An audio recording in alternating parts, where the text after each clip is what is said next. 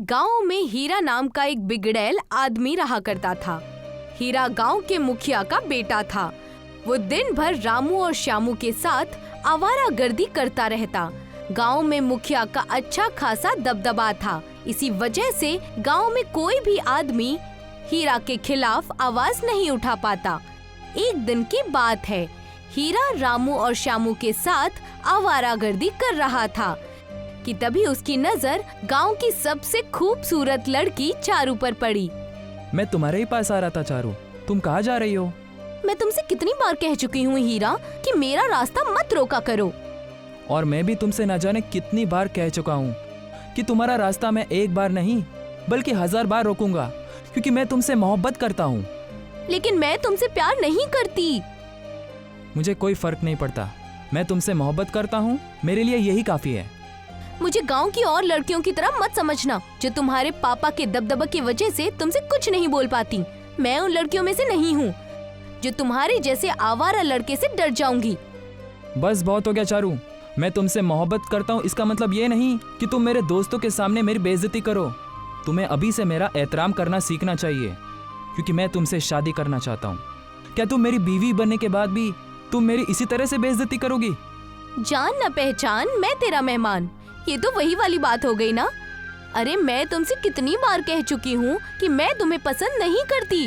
मैं दिनेश को पसंद करती हूँ और मैं उसी से शादी करूँगी। चारू की बात सुनकर हीरा का दोस्त रामू नाराज होते हुए बोला, आखिर तुम्हें दिनेश में ऐसा क्या पसंद है चारू, जो तुम हीरा भाई के मोहब्बत को ठुकरा रही हो? रामू सही कह रहा है चारू, हीरा भाई के पास सब कुछ है, उस दिनेश के पास तो कुछ भी नहीं, यहाँ तक कि ढंग की नौकरी तक नहीं। अरे वो तुम्हें 2 वक्त की रोटी भी पेट भर कर नहीं खिला सकता। तुम्हें पता है दिनेश के पास ऐसी क्या चीज है जो हीरा के पास नहीं है? चारू की बात सुनकर रामू और श्यामू चारू की ओर गौर से देखने लगे।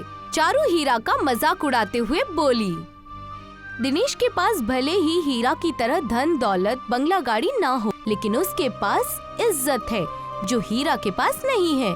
हीरा अपने पापा की दौलत पर ऐश करता है और दिनेश मेहनत करके कमाता है। जब मेरे अब्बू के पास इतनी दौलत है तो भला मुझे काम करने की क्या जरूरत है? यही तो फर्क है तुम में और दिनेश में। पता है हीरा, इज्जत करना किसे कहते हैं तुम्हें और तुम्हारे पापा को पता ही नहीं है। अगर तुम दिनेश की तरह दूसरों की इज्जत कर रहे होते और अपने पैरों पर खड़े होते ना, तो एक बार को मैं तुमसे शादी करने के बारे में सोच भी लेती। लेकिन तुम सिवाय आवारागर्दी करने के अलावा और गांव की दूसरी लड़कियों को छेड़ने के अलावा कोई दूसरा काम नहीं करते। तो अब मेरा रास्ता छोड़ो। इतना कहकर चारू पैर पटकती हुई वहाँ से चली गई। चारू के जाते ही रामू अपने दोस्त हीरा से बोला, हीरा भाई, ये तो आपकी बेइज्जती करके चली गई। मेरे समझ में नहीं आता हीरा भाई, गांव के कई लड़कियां आपसे इतना मोहब्बत करती हैं और आप चारू पर ही इतनी जान क्यों छिड़कते हो, जबकि वो तो आपको घास भी नहीं डालती। फिक्र मत करो, आज जो बेइज्जती चारू ने मेरी की है ना, उसका बदला तो मैं लेकर रहूंगा।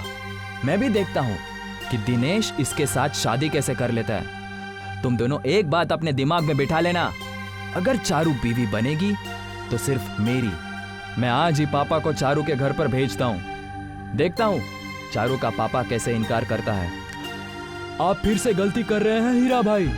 अरे चारू के मम्मी पापा तो सालों पहले ही गायब हो चुके हैं। चारू को तो उसके दादा और दादी ने पाला है। हाँ, तो वो भी उसके मम्मी पापा के बराबर हुए ना। अब चलो। इतना कहकर हीरा सीधा अपने पापा मुखिया के पास जाकर बोला, पापा, मैं गांव की एक लड़की चारू से मोहब्बत करता हूँ। मैं चाहता हूँ आप मेरा रिश्ता लेकर चारू के घर पर जाएं। कहीं तुम्हारा दिमाग तो खराब नहीं हो गया? मैं तुम्हारी शादी की बात पड़ोस के जमींदार लड़की से पहले ही कर चुका हूँ। दहेज में वो कितना धन दे रहे हैं, क्या तुम्हें उसका अंदाजा भी है? और चारू तो वैसे भी बगैर मम्मी पापा की लड़की है। मुझे दहेज में कोई धन दौलत नहीं चाहिए पापा। वैसे भी आपके पास धन की क्या कमी है? आप नहीं जानते पापा, आज चारू ने मेरी सारे आम बेइज्जती की है। अब आप ही बताइए पापा, आपके बेटे की बेइज्जती क्या आपकी बेइज्जती नहीं हुई?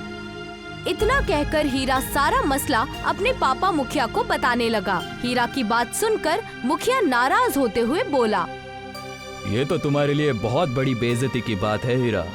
तुम इस गांव के मुखिया के लड़के हो। क्या चारू इस बात को नहीं जानती? उसकी हिम्मत कैसे हुई तुम्हारे मशवरे को ठुकराने की?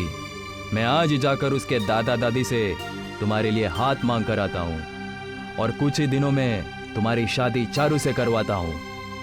तभी हीरा का दोस्त रामू मुस्कुराता हुआ मुखिया से बोला, मुखिया जी, अब जाने को तो चले जाइए, लेकिन मुझे नहीं लगता कि उसके दादा दादी उसका हाथ हीरा भाई को सौंपेंगे। उसके दादा दादी दिनेश को पहले से ही पसंद करते हैं। तुम उसकी फिक्र मत करो। मैंने अपने गांव में ऐसा खौफ बनाया है कि उनकी हिम्मत नहीं होगी मुझे मना करने की। मैं अभी इसी वक्त जाकर चारू के दादा दादी से बात करता हूँ। इतना कहकर मुखिया चारू के घर पर चला गया। चारू के दादा विनय प्रताप मुखिया को देखकर बुरी तरह से घबरा गए। क्या हुआ मुखिया जी, सब कुछ ठीक तो है? इतनी सुबह सुबह आप मेरे घर पर?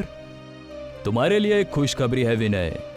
मैं चारू का हाथ अपने लड़के के लिए मांगने आया हूँ। मेरा बेटा तुम्हारी बेटी चारू से मोहब्बत करता है। तुम्हारे लिए इससे ज्यादा एहतराम की बात क्या होगी कि चारू मेरे घर की बहू बनेगी। मुखिया की बात सुनकर विनय सोच में पड़ गया।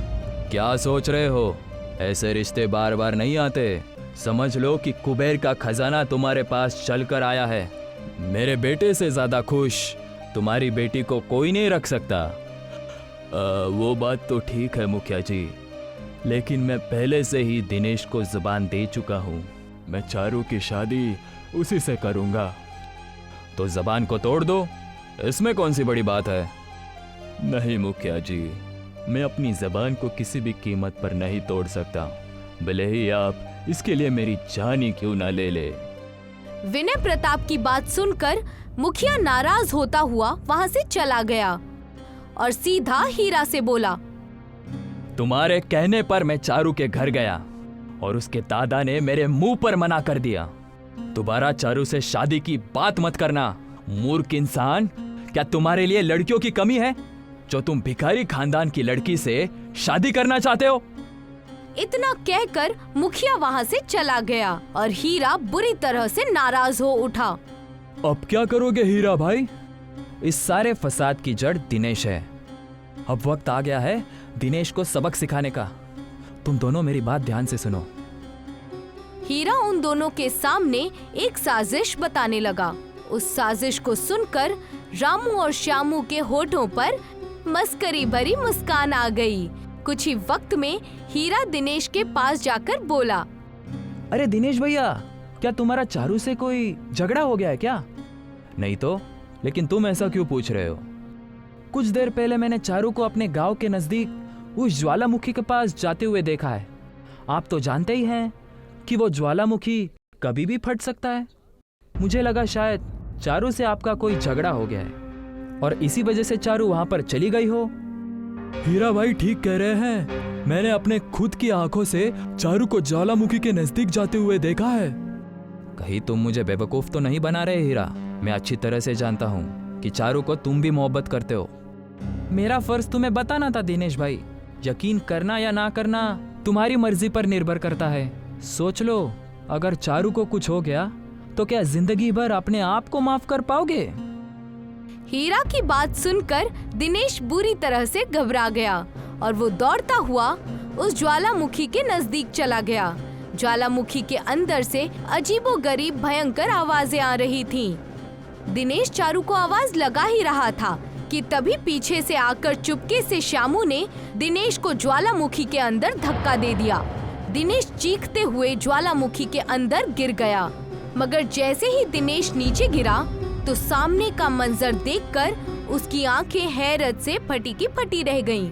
उसने देखा कि ज्वालामुखी के अंदर पूरा एक गांव बसा हुआ था। दिनेश ने देखा कि उस गांव के सभी मकान लावा के रंग के बने हुए थे और वहां के लोग खेती में पानी की जगह ज्वालामुखी के लावा का इस्तेमाल कर रहे थे। डरो मत, अब ये लावा कोई नुकसान नहीं पहुंचाएगा। लेकिन ये कैसे हो सकता है? ज्वालामुखी के अंदर पूरा गांव बसा हुआ है। ये तो नामुमकिन है। कहीं ये मेरे आंखों का ख्वाब तो नहीं? कहीं मैं मर तो नहीं गया? नहीं, तुम जिंदा हो। आओ, मैं तुम्हें सबसे पहले इस गांव की सैर कराता हूँ। उसके बाद तुम्हें तुम्हारे सारे सवालों के जवाब मिल जाएंगे। इतना कहकर वो आदमी दिनेश को सारे गांव की सैर कराने लगा। इतने में एक बुजुर्ग आदमी दिनेश को गौर से देखने लगा। कहीं तुम्हारे दादा का नाम सुक्या तो नहीं? हाँ, लेकिन आपको कैसे पता? दिनेश को पता नहीं क्यों उस बुजुर्ग की शक्ल बहुत जानी पहचानी महसूस हुई। आपकी तस्वीर तो मैंने अपने दादा के साथ देखी थी, और जब भी मैंने अपने दादाजी से आपके बारे में पूछा तो उन्होंने मुझे यही बताया कि आप उनके बहुत अच्छे दोस्त थे। इससे ज्यादा उन्होंने मुझे कभी कुछ नहीं बताया। क्योंकि उस हादसे के बारे में गांव का कोई भी आदमी नई पीढ़ी से बातचीत नहीं करता। हकीकत तो यह है कि वो सब के सब आज भी डरे हुए हैं। मैं कुछ समझा नहीं। मैं तुम्हें सब बताता हूँ बेटा। सालों पहले इस गांव में ज्वालामुखी अपने पूरे उफान पर था। सरकार की तरफ से हमें लगातार ये नोटिस मिल रही थी कि गांव को जल्द से जल्द खाली कर दो, ज्वालामुखी कभी भी फट सकता है। हम सब गांव को खाली करने के इंतजाम में लगे हुए थे, लेकिन एक दिन वक्त से पहले ही अचानक ये ज्वालामुखी फट गया और गांव में हाहाकार मच गया और गांव में सब जान बचाकर भागने लगा। ज्वालामुखी का लावा बड़ी तेजी से गांव की ओर बढ़ रहा था।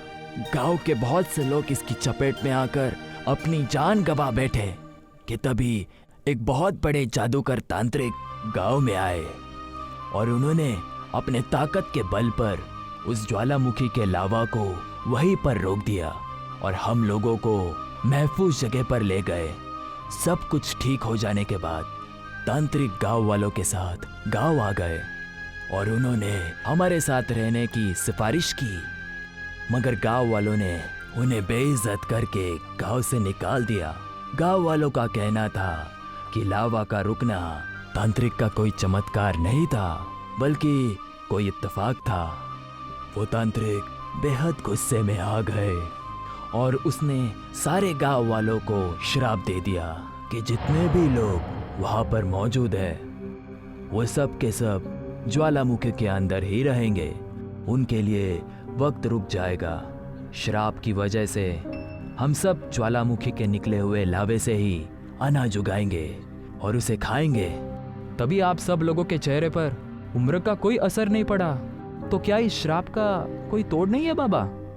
एक रास्ता है। तांत्रिक ने गुस्से में आकर श्राप दिया था और गुस्से का तोड़ मोहब्बत है।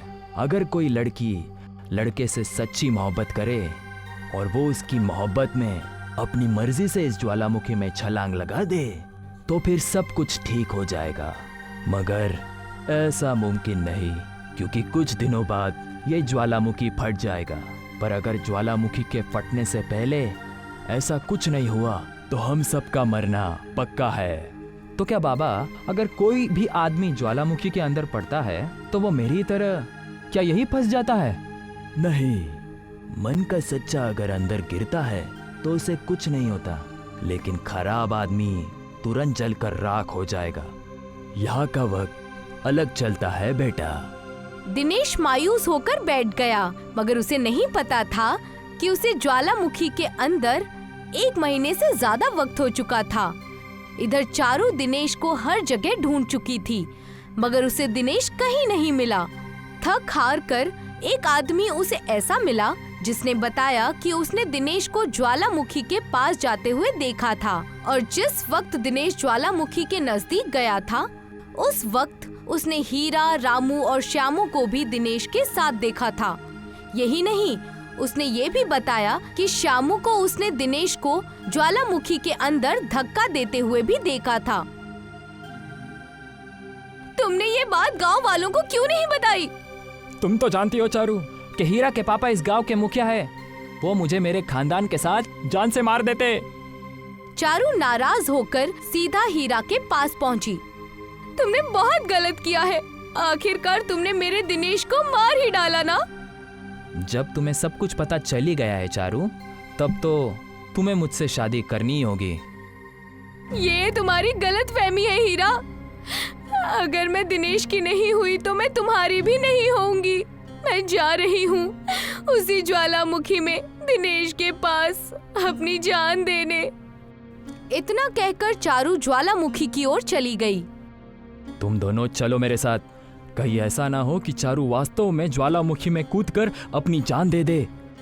पागल हो गए हो क्या हीरा भाई? ज्वालामुखी कभी भी फट सकता है। पागल हो गए हो क्या? मैं चारू से कोई मोहब्बत नहीं करता। मैं तो बस उसे पाना चाहता था। शामू, मत भूलो कि तुमने ही दिनेश को ज्वालामुखी में धक्का दिया था। हम जाकर बस इतना देखेंगे कि इस वक्त चारू के अलावा कोई और मौजूद तो नहीं है वहाँ। वो तीनों ज्वालामुखी के पास चले गए कि तभी चारू नाराज होकर उन तीनों के सामने आ गई। तुम तीनों को मार कर ही मैं मरूंगी। अचानक चारू ने उन तीनों को बड़ी फुर्ती से ज्वालामुखी के अंदर धक्का दे दिया। वो तीनों गिरते ही जलकर राख हो गए। मैं तुम्हारे पास आ रही हूँ दिनेश। इतना कहकर चारू ज्वालामुखी के अंदर कूद गई। अचानक एक तेज धमाका हुआ। सारे गांव वाले दिनेश सहित ज्वालामुखी के बाहर आ गए। ये सब क्या है दिनेश? ये चमत्कार कैसे हुआ? तुम्हारी मोहब्बत सच्ची थी चारू। आज तुम्हारी मोहब्बत की वजह से ही ये सब लोग और मैं जिंदा बच पाए। सभी गांव वाले खुशी खुशी रहने लगे।